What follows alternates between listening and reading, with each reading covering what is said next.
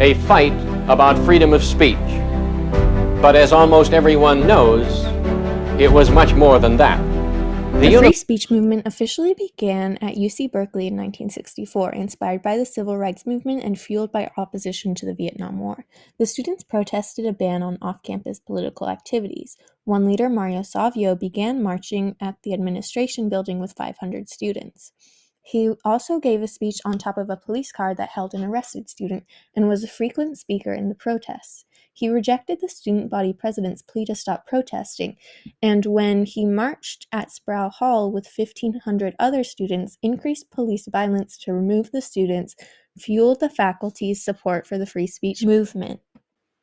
In the summer of 1964, Clarence Brandenburg gave a speech to a small group of the KKK and made vague threats against the federal government. When he was arrested, he appealed to the Supreme Court, who ruled in his favor and later established the Brandenburg test, which said that speech can only be punished if a threat was likely to happen and likely to happen soon. While the free speech movement did not align itself with the KKK or its motives, the Brandenburg test established what was legal and what was definitively illegal under the First Amendment. Mary Beth Tinker was suspended in Iowa for protesting the Vietnam War publicly, and her case went to the Supreme Court. Tinker v. Des Moines is considered the most important case regarding students and freedom of expression. Tinker was backed by the ACLU, which was founded in 1920, though it is still an organization today, and it's fighting to ensure that freedom of speech is protected. Founded in 1991, the Freedom Forum is a global organization fighting for freedom of expression and how it is protected by the Article 19 of the United Nations. FAC, which stands for the First Amendment Coalition, is an award-winning nonprofit dedicated to advancing free speech, open government, and public participation in civic affairs. The Foundation for Individual Rights in Education's mission is to defend and sustain the individual rights of students and faculty members at America's colleges and universities.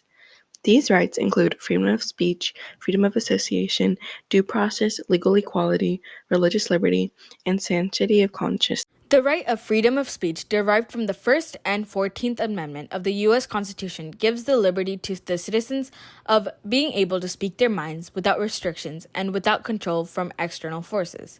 This right was put on trial when the civil rights movement and the anti-Vietnam War protests were taking place, and the students were restricted on what they were allowed to say regarding their political stance. This was a leading factor of the free speech movement by the students in the University of California, Berkeley. This movement has prevalence in the modern world as the movement resulted in our ability to express our thoughts and actions freely regarding political conflict.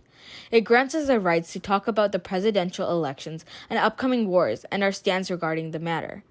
It also strengthened the New Left, which supported environmentalism, the LGBTQ community, and the feminism movement, which has now helped those communities have the right to express themselves, whether it may be regarding political ideas or other ideas. It has also influenced not only UC Berkeley, but also other institutions across the nation to adopt the idea of radicalism and giving the students and citizens the ability to announce their intentions without restrictions and fear.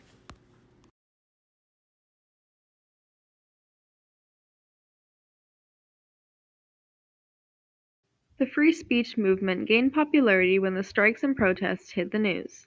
Headlines detailed the 700-plus arrests and the debate about political activities going on campus. Berkeley even named the steps that many of these students were arrested on the Mario Savio steps, in honor of the man who was a major spokesperson for this cause. The aftermath of this movement also fed into the growth of the radical movement against the war happening in Vietnam. This helped many students and others establish political advocacy for their political standing in schools and campuses and jobs, etc.